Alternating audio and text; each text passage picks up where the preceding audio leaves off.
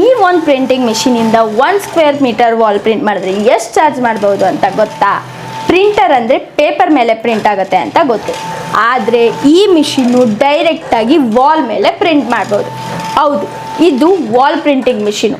Photos, ಲೋಗೋಸು, art work, customise designs ಎಲ್ಲವನ್ನು ಡೈರೆಕ್ಟಾಗಿ wall ಮೇಲೆ, ಗ್ಲಾಸ್ ಮೇಲೆ ಪ್ರಿಂಟ್ ಮಾಡ್ಬೋದು. ಇದನ್ನು ಯೂಸ್ ಮಾಡಿಕೊಂಡು ನೀವು ನಿಮ್ಮದೇ ವಾಲ್ ಪ್ರಿಂಟಿಂಗ್ ಬಿಸ್ನೆಸ್ನು ಕೂಡ ಸ್ಟಾರ್ಟ್ ಮಾಡ್ಬೋದು.